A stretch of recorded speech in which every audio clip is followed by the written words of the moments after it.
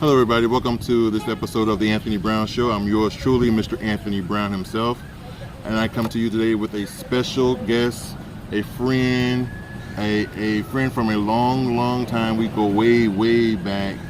Yours truly, none other than the incomparable, the beautiful, the vivacious, the sexy, Miss Veronica Bain. Hi guys. Hello. Veronica is originally from the island of Bahamas. What part of Bahamas? Freeport, Bahamas. Grand Bahamas. And we're going to talk about the annual, this is the second annual Goombay Splash, that she is actually the founder, director, organizer, originator of the event. So we're going to go in details a little bit about that. But before we do that, Veronica, introduce yourself. My name is Veronica Bain, as Tony said. I am from Freeport, Grand Bahama. I've been in the United States for 23 years. Relocated to Pasadena, California. Then I went to Las Vegas, Nevada, and decided to come back here and got into Goombay Splash, and here we are today. But during all of that time, I got very sick, and I decided not to allow anything to consume me. The disease that tried to consume me and take my life was scleroderma, which is systemic. Speak on that. Yes.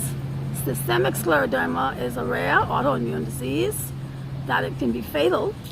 And when I was diagnosed, it was devastating, of course, and I was in denial for a while. And I got the diagnosis in 2006. And in 2007, I went downhill rather quickly. Wow. Yes, on my birthday of 2006, I was diagnosed. On my birthday, October 17. Wow. And the care professional at that time, he looked at me like it wasn't nothing, like there's nothing we could do. No compassion, nothing. And I was like, wow. And I just was in denial. All I was told about scleroderma, I just didn't want to hear it. And it took a while before the doctors could recognize what it was, because you cannot, the blood test wouldn't show you or nothing. You have to look at the symptoms.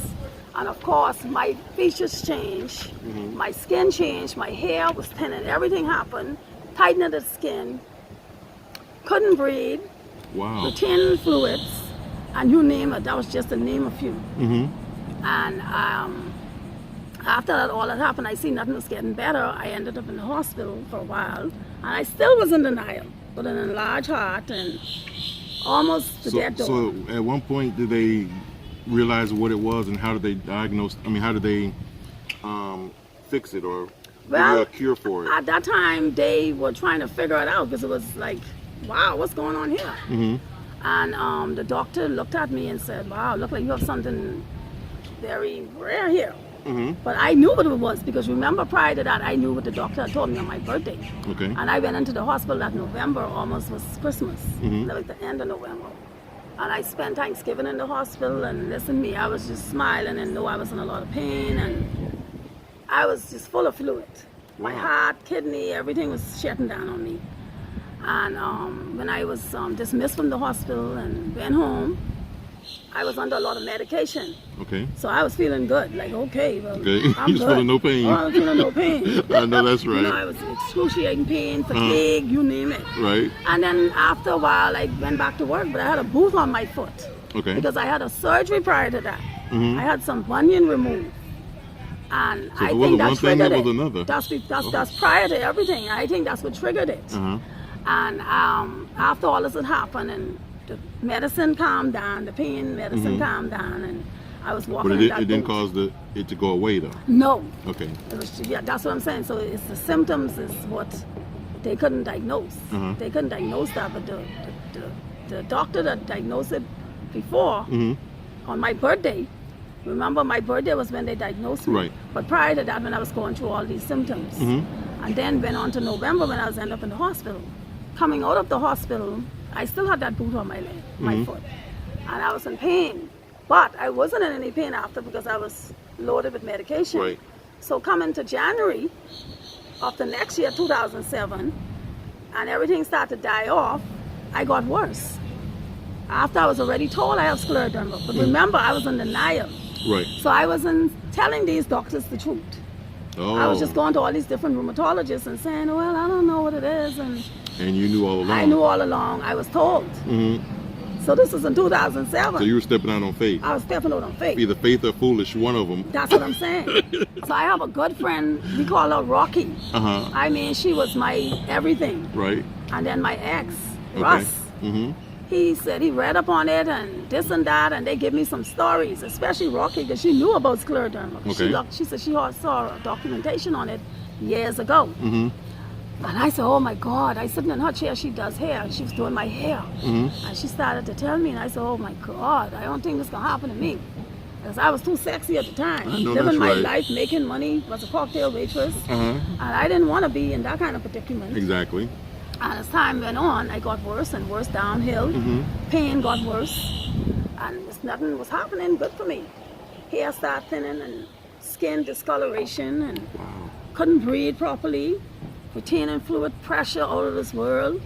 I mean, you name it was happening to me. Mm-hmm. I had a list of problems, There's one ailment after another. one after another. Mm-hmm. And that August 3rd, I'll never forget, I had to end up calling the ambulance. But I called my daughter first. She lives in Florida right here. When I was in Las Vegas, I called her and I said, Shaz, I don't think something is right here. Mm-hmm. She said, Mommy, call the ambulance. And I called my cousin Donna. Mm-hmm.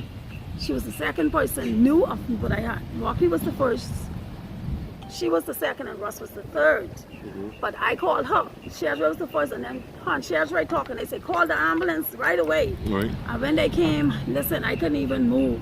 They had to actually lift me down my stair. Because the whole night I didn't sleep, and I worked the night before. Mm-hmm. And when they took me to the hospital, they said, everything is shutting down. You're shutting down. You're dying. They had to hook me up immediately, try to find a vein. There wasn't anything to find. Jeez. I was in a mess. Mm-hmm. And she stood over my bed, and I was making jokes, just trying to get over Make this. light of the moment. situation. Yes. And listen to me. When they said that was it, but you see, scleroderma is a tricky disease. It can make you believe one thing now, and in a few minutes it's something different. Wow. And there's no way for them. It wasn't no way for them to figure that out. Mm-hmm. And they're still working on scleroderma and doing their research. And they had to put me in intensive care immediately. Mm-hmm. Got my daughter to come over. When she came, she stayed with me for 4 days, and then it's okay. They said, it's time for you to go home.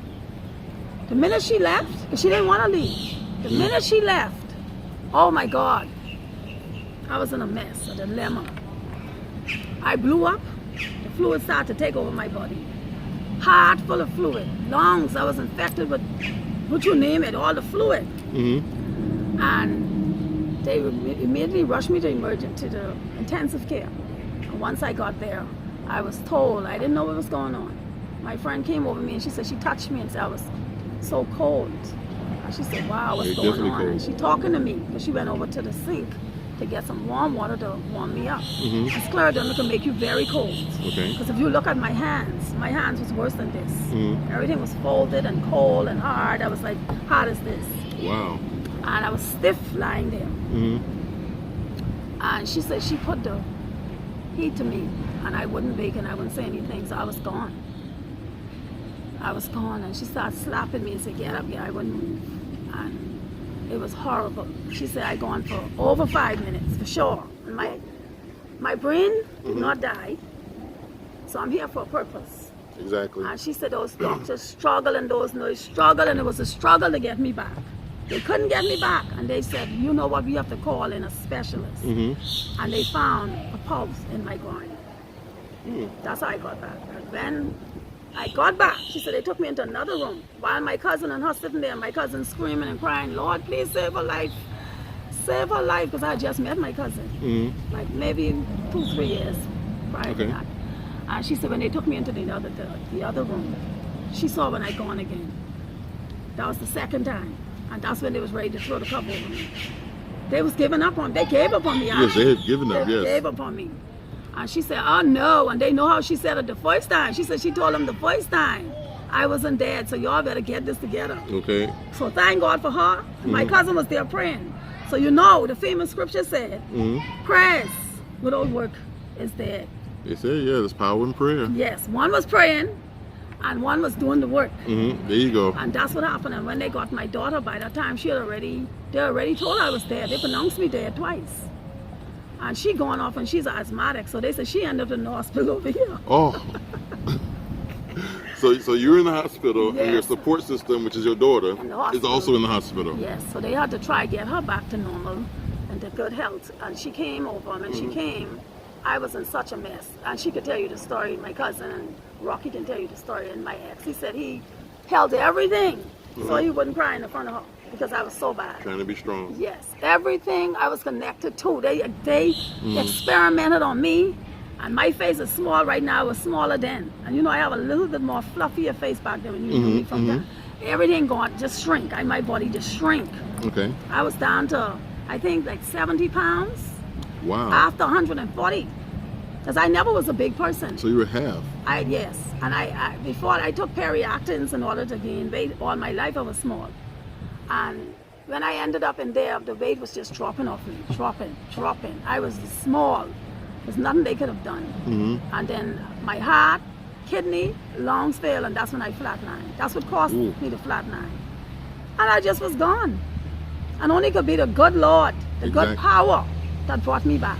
So you cured yourself, right, with your nutrition. After coming off, this big ordeal, I decided, while I was lying there actually, I saw this big light while I was lying there. And I don't know if it's because I was in a coma.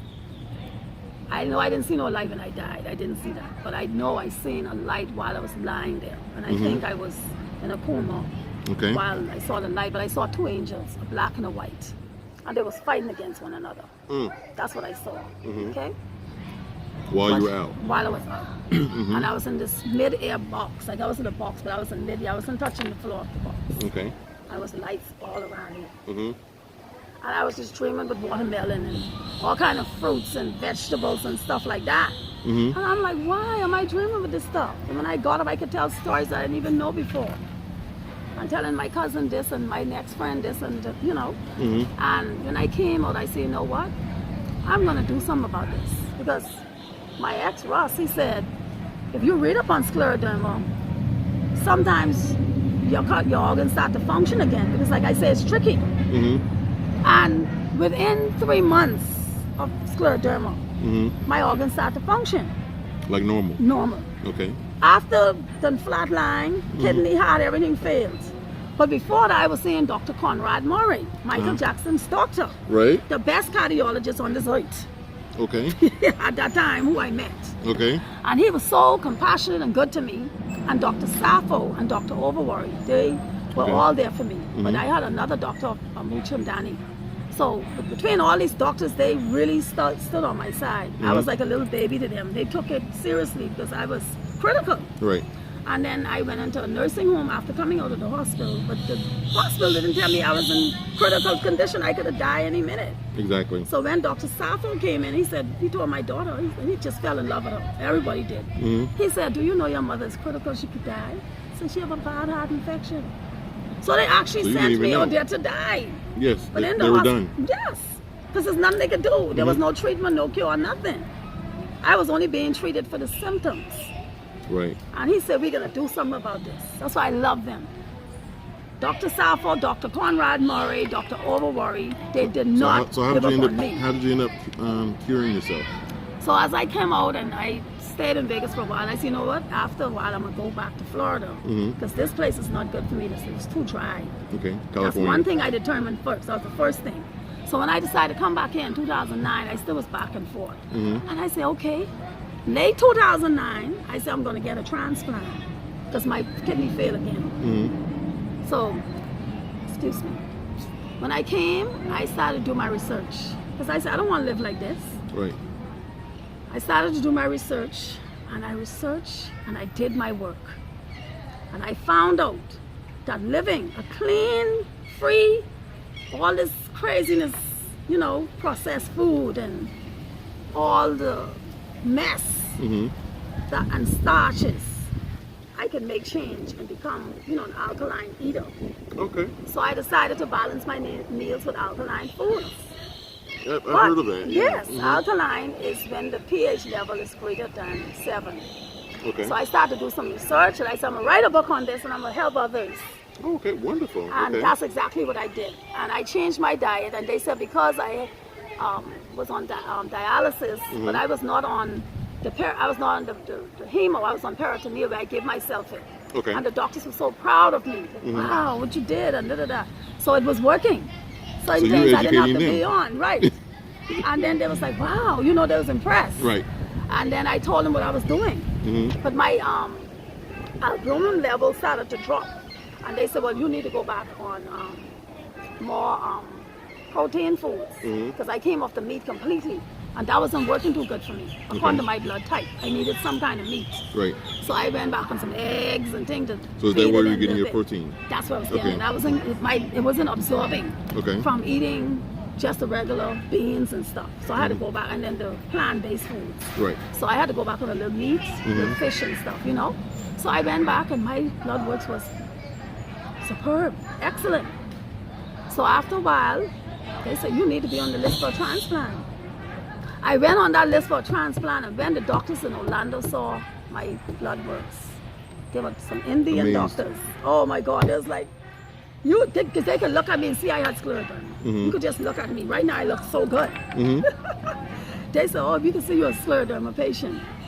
And when they saw my blood work, they was like, you need a transplant. I was called within a year and some.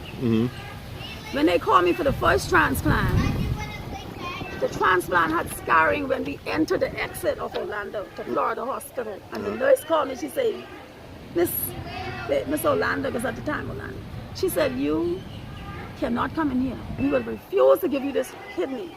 This kidney have scarring. You search it all over again and search it. And there, all my daughter and all her friends started to cry. I said, for what? I said, I'm blessed. Why would I go and get a transplant of kidney like that and I have to be back in here? Exactly. So a month and a half later, I was called for a great kidney from a 9-year-old child. Had an accident. Oh, wow. And I was called for that transplant. And I had that transplant within 2.5 to 3 hours. Nobody could believe it. Because it was a MacGyver kidney, it wasn't from a live person, a living person. They said I would need to be dialyzed afterwards. Because it was a MacGyver kidney, meaning it was from a dead person on ice. And trust me, when everything was over and I opened my eyes, the doctors didn't smile and say, you don't need to be dialyzed. You are something else. They were so impressed. I mean, they saw a miracle before their eyes. Miracle. My foot has gone to sleep. Yes. And I said, I'm going to continue to do what I'm doing. I'm going to be great and greater. I have to be. Exactly. And I'm going to help others. And my book was in the making right then. Okay. And as soon as everything was all finished, I recuperated real fast. I got to the hospital in 2 days. Nobody could believe it. I talk, I walk. They say, you just had a transplant. 2 days. 2 days. You're a miracle. I'm watching a miracle. Monday, Tuesday, by Wednesday, I was out of there. And my sister, I stayed by her, and then one of my friends, her name was Alina, and Carmeline's mother, I wanted to hear this. She was the best to me. Miss Venezuelan princess. Okay. I appreciate you guys so much and love you all. She opened up her home to me, and she treated me like a queen, and I just met her. You hear me? She was the Goombay Splash having herself a ball. She's a lovely person, and I'm so grateful. I had angels around me, all around me. Robert was a part of my life. While I was going through that, he did my hair. He just made sure I was okay, make up my face. He just tried to keep me happy, all of my good friends, and I'm so grateful. So grateful. And I think love brought me this far.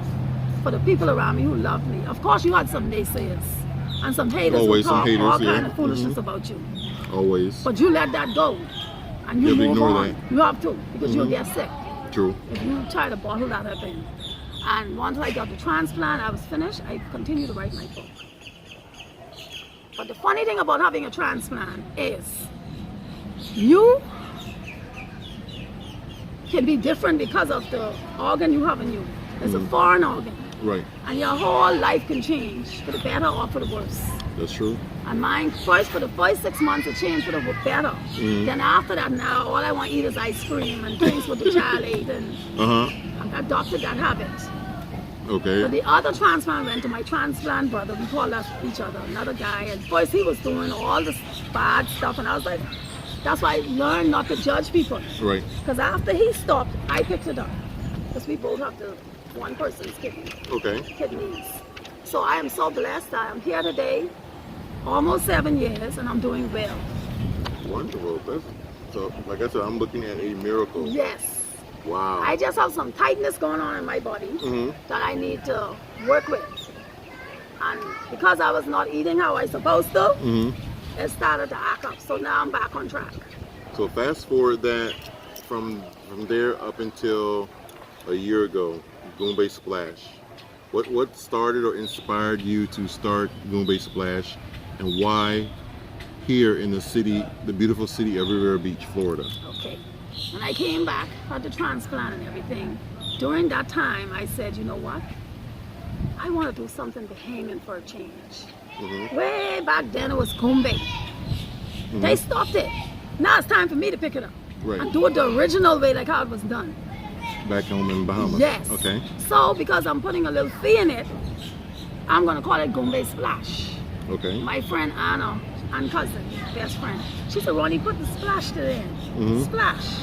So I said, good, because you can't call it Goombay if you're charging. Okay. So I said, okay, I'm going to put the splash.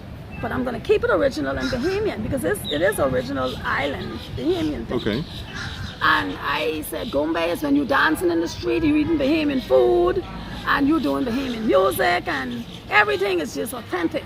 You know, and Bahamian people are indigenous people. We are a small group of people. We are indigenous. We do the junk canoe and all the rake and scrape, you know. There's something called the carnival. What's the difference between the junk canoe and the carnival, or is there a difference? Yes, it is a difference. Junk canoe is more with the costumes. Okay. When I say the costumes, we are kind of more fully clothed. Okay. We could get a little half naked, but not naked like how the carnival do. And they dance for days in the street. And they just carry on bad. We carry on bad, but our costume would be doing it a different way. Okay. Our costume is like with the cowbells, the goatskin drums, the whistles, the horns, the tubas. You understand? Back in the day, junk canoe started off with just the cans. Okay. And they used the buckets, 10 buckets to beat the drums. And then they'll put the broken balls in the broken glass ball. For the sound. Yes, for the sound. That's how junk canoe really started. And then we used the saw for the music. You see? And the whistles, of course, and the cowbells, which would have been the can. Okay. So that's what junk canoe is. So it's indigenous, original, it's different. Okay. And John Chippy Chipman was one of the original drummers. He was 90 when he just passed away. He was an icon. He was an icon. Okay. Been all over the world. And he was one of your headliners last year. Last year. And I had that opportunity. And last year was your first annual. First annual. Okay. And he was right there. Everybody enjoyed him. How old did you say he was? 90.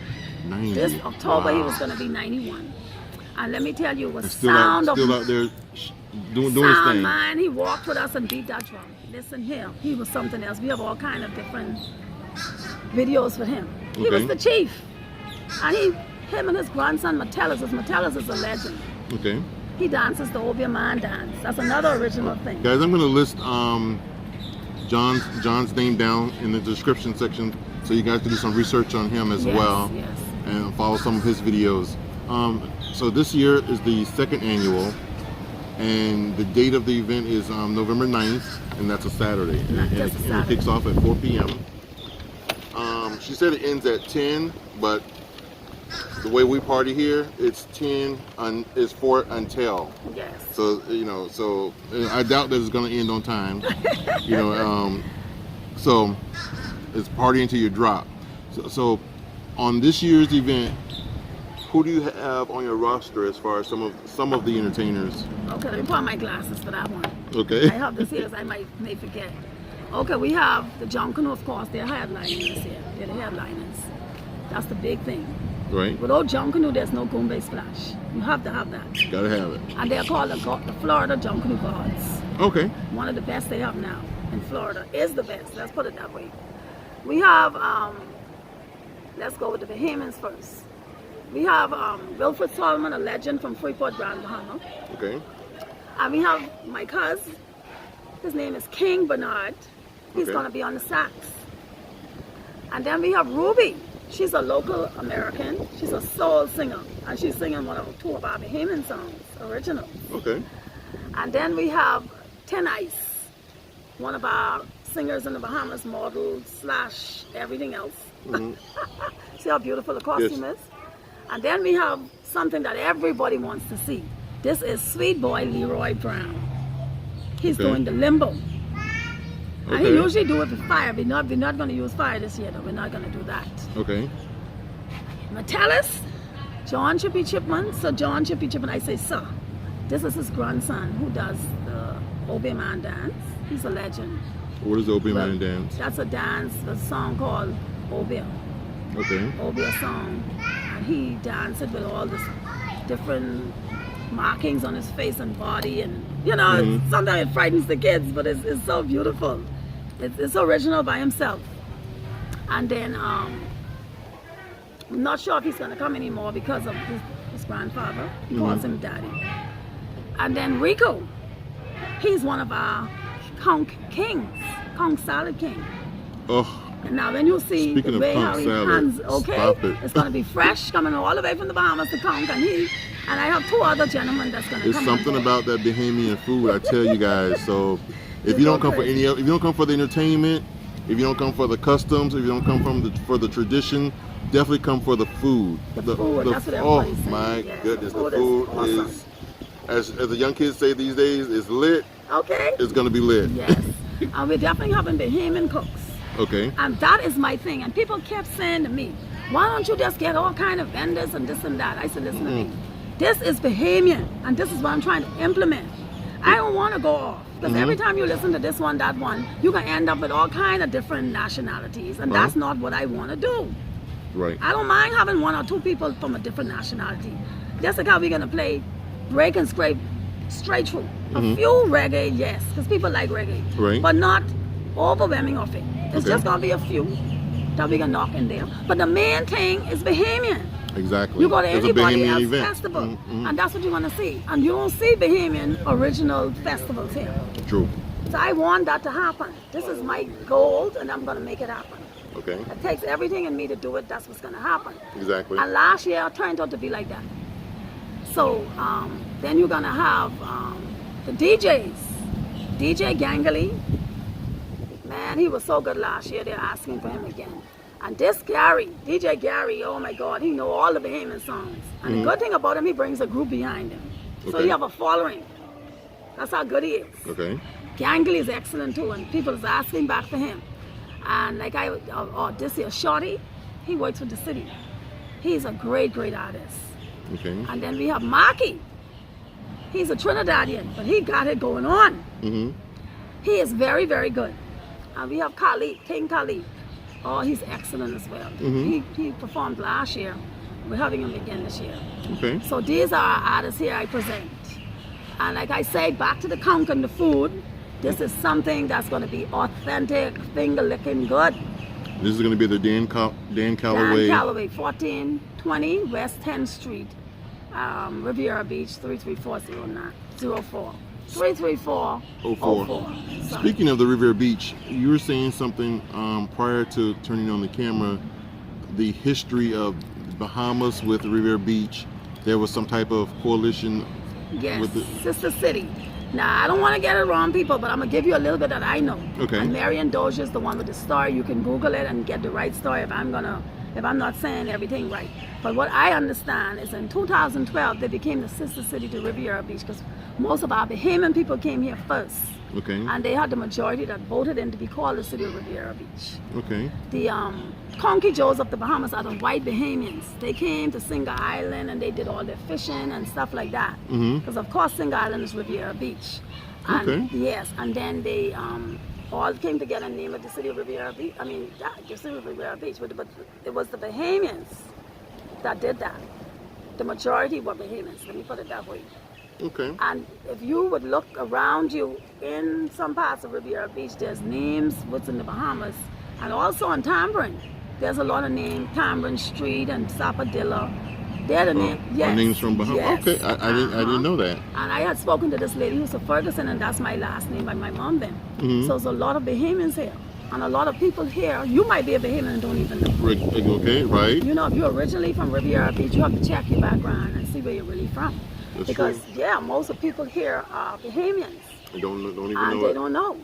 Their great-great-grandparents or great-grandparents or mom and dad came here and they settled and had them, and some didn't tell them the stories. And Riviera Beach was the first place. That's very interesting. Yeah. Okay. So that's Recently, Bahamas had experienced the devastation of Hurricane Dorian. Yes. Sad. Do you have relatives or family Oh that's yeah, I'm there? from Freeport. You have family I'm that's from still Freeport. there? Yeah, my sisters How did that affect you, and what is it that you, Veronica, or you, the Goombay Splash, is doing to help with the cause? Good question. Very good. Well, of course, like I said, my sisters are there. One house was affected. The other one wasn't. I have some very good friends and families who have to go now and start all over. Their house have to dry out and do all of this beds. Everything is gone. Lost it all. Sorry to hear that. Yes, I have a friend or my sister, one other friend, that house stood and nothing happened. So you know the majority, something happened. But it didn't happen as bad as Abaco. Right. Abaco's right next door to Freeport. Okay. And that's where the Conky Joes come from, on Long Island. But the Conky Joes who came here were from Abaco. The Conky Joes are the white people? The white Bahamians, okay. Yes. So, because of all of this happened in Freeport and Abaco, we had a lot of evacuees that came. 1,100 of them came to the shores of West Palm Beach. Okay. And what I say, those who are still going to be here at that time, because Bahamians love home, half of them are going to go back, trust and believe. Right. We probably have maybe 100 or 200 stay. Because they really don't have nowhere to go. And things are a little bad right now to get things back up and running. Some people's houses are gone, like I said. So if they're still here, I'm going to get the list from the proper authority through the Bahamas consulate or tourism. And I'm going to allow them in for free. Oh, okay. Yes, I'm going to allow them in for free. And every $20 that from every ticket Goombay sale Splash sells, $5 is going back to the funds. Okay. More or less like my foundation to give back. Okay. Now this money is earmarked. This is not something I'm just going to give away for them to just spend. Or give it to the wrong organization Yes, that's going to mishandle the that's funds. not gonna happen. Well, I've seen it happen in many devastating situations around the world. Yes. So I'm going to use my head on this one. Okay. Now, because of my condition, having scleroderma and a transplant, I cannot travel to the Bahamas until another 6 months, I'd say. Right. My doctors have advised me of this. So my sister's there, and she's trustworthy, both of them. Right. So I'm going to give her whatever I have. And say, now, when you see, because there was a lot of donations collected for the Bahamas from all the people around the world, the United States in particular, the stars, they was just sending them over. So it's millions of dollars. Millions, I think billions by now.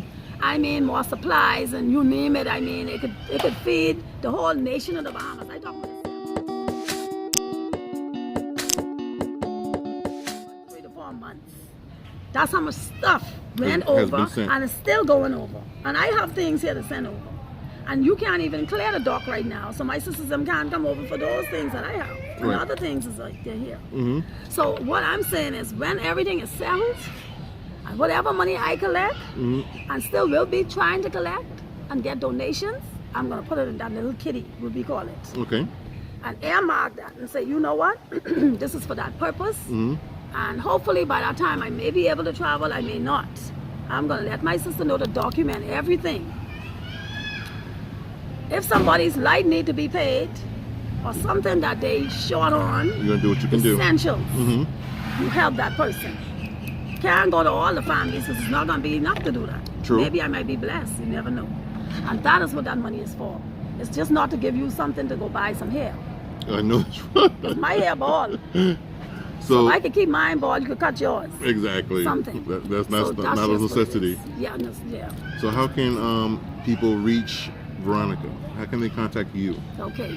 Whether it be for the Goombay Splash or whether it be to support with the Bahama Relief. Yes.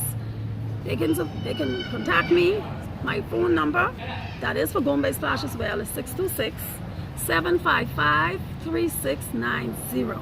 That's 626-755-3690. And you can go on Eventbrite and purchase your tickets. And we ask you to do so as soon as possible, because you don't want to wait to get to the gate. I'd have to pay more. I mean, I would like that, but sometimes it's even better when you could just go ahead and purchase your ticket, so we can put that aside, you know, and knowing that. And again, you said the tickets are $20 in advance. In advance, and $25 at the gate, $35 for VIP. That doesn't change. And what does the VIP give you, or does it give you something extra? Yes, VIP would give you some comforters and a mixed drink, whatever of your choice. And then you get to sit up and see the whole stage. Okay. And it's going to be beautifully decorated for you. So that's what you get, and you get service. Okay. You know, that's VIP. And I've had her comforters too. Okay. Thank you. And also you can also look for us on Facebook. Okay. Instagram, Goombay Splash. You're gonna see it all over. Goombay Splash, and I'm on Facebook as well, my own personal page, Veronica Bain. You're gonna find me. That's B-A-I-N. B-A-I-N, Veronica Bain. Okay. So look for me on Facebook, Goombay Splash page, Instagram, Goombay Splash. Okay. And that is it. And you can also, if you have WhatsApp, the number I gave you, the 626-755-3690, that is WhatsApp. And you can also call in and pay by Cash App. Okay. I already had some few people do it, and they got regular tickets and they got VIP. And what we do, once you get it, you know it's already on our, that's what Cash App does, it keeps you a record. Right, definitely. And you just put the ticket in the envelope, and when they come to the gate, it'll be right there for them. With the name on it. We did that last year as well, and that was successful. So yes, effective. Okay, so there you have it, guys. I'm sitting next to a miracle, not just my friend anymore. Yes. Now my friend that's the miracle. Yes. Miss Veronica Bain. And again, her phone number is area code 626-755-2690. Yes. You can reach that number if you have any questions about the Goombay Splash, or if you want to help with the relief for what's going on in Bahamas. What about vendors? Oh yeah, what you mean? Like vendors for your Goombay Splash? Do you have all of your vendors, or Oh do you yes. need more vendors? No, I don't need any more. No more vendors. Okay. I'm good for right. I don't mind having more vendors. No, let's rephrase that. I don't mind having more vendors. Okay. But I want authentic Bahamian food, and you have to have all your licensing. Okay. So if you have that, which we need, the business tax receipt for sure. That's essential. And $1 million insurance liability. So if you have those two things, you can call me up at that number, 626-755-3690. You can call me at that number. And like I say, $20, every $20 ticket, $5 goes. That's 25%. Yeah, you can't beat that. You can't beat that. You know, so it's a great cause. You come out and get entertainment, food, culture, and you're helping what's going on over in Bahamas, and you're helping our sister city or sister island. For $20. That's what I'm saying. You can't beat it. Come out the gate, 25, 35 VIP. Listen here, you'll enjoy every minute. You'll be like, why didn't it cost more? So hey, before I forget, we're going to have Goombay Punch. Without having Goombay, without Goombay Punch and John Canoe, you can't have Goombay. So is the Goombay Punch going to get me a little tipsy? Oh, no. Oh. But listen, you know what's going to get you a little tipsy? What's that? The gully wash. Gully wash. That's what we call it in the try Bahamas. that. We call it gully wash in the Bahamas. And I think the young people calls it, oh Lord, I forget the name. But anyway, we call it, the real name is gully wash. Okay. And that is some coconut water with rum and all the mix. It's beautiful. And So if I drink that, I may not remember the event. You might remember. And we're going to have all the Bahamian cakes, all the Bahamian pastries. Listen here, it's nothing like it. I tell you, it's different. Wow. It's different. The conch, the fish, you can have cracked conch, stewed conch, conch salad, conch fritters, grilled conch, at least 15 different ways. Wow. You have to have it. And the main thing about this all, I know the line is going to be long for that conch salad, because the conch salad is going to be live in the front of you. Those guys are going to be doing a show for you, and they're going to be using a short machete, a machete. That's what they're going to be using. They don't use a regular knife. Authentic from back home. Authentic. And they use it and they put on the show. They know how to use that machete. There you go. And they could do it in all styles and having it, what you call that, we call it the tropical conch salad. It's gonna be all kind of different ways. That's right. And then we have some great sponsors here that I should mention: Riviera Beach, Parks and Recs, and then we have the sound man right here. His name is Eddie. He's sound. Read that. I can't see too good. Said the sound system. Yes. Yeah, his phone number's on there also. Yes. And then we also have the Tiki Market. The Tiki Market is the I've thing. heard of the Tiki Market, And yes. we go and hang out there. The next day we'll hang out and do some things at the Tiki. And the hookah. The Hookah Lounge. The V-Band, that's what it is. The hookah, yes. They're going to be out there. CC Glam Studio. CC Glam Studio. CC Glam Studio is a beauty salon in the Lake Park area. Yes. It does excellent work. Yes. So you guys definitely want to, if you're looking for a beautician or a stylist for your hair, you definitely want to stop by her She's place. the best. And she's a makeup artist. Oh, and she's That's why she beautiful. always so That's why she's so beautiful. Gorgeous. that explains it. Yes, So everybody she's says she's a that. makeup artist. She does excellent hair. Yes. She sells product in her salon. Yes, all the beautiful products. smelling oils. She's- Oh my she- God, she I have on sell- some now. she sells I'm exotic oil surprised you didn't masters. smell me. I smell me. What is that? Yeah, That's the oil I'm wearing. girl, you smell edible. That's your oil. I said I have to put this on for you. Yes. So anyway, guys, I'm going to end this video for now. We went over our time. We was going to do a 30-minute video, and we're already at 42 minutes. I know. So, but we had a beautiful time, I and I enjoy sitting with my friend every time we get together. We have a wonderful time. Wonderful. So again, contact Veronica directly if you need to talk to her about anything. Comment below. Yes. If you want to leave any comments below, if you forget anything, I'm going to also have all her information below. So if you missed it in the video, you'll see it below in the description section. So until next time, you have anything you want to say? Ciao. I just want to hear from you guys. Call me. Let's get these tickets rolling. Let's do this together and make this happen, especially my Bahamian people. Come out and show them how you could dance and roll that bongi. Bongi, bongi. Let's do it. That's Let's right. do it. Bring them all. Write a friend and let's get it on. Take care. See you there. Take care, guys. Okay, guys. Bye-bye. Bye.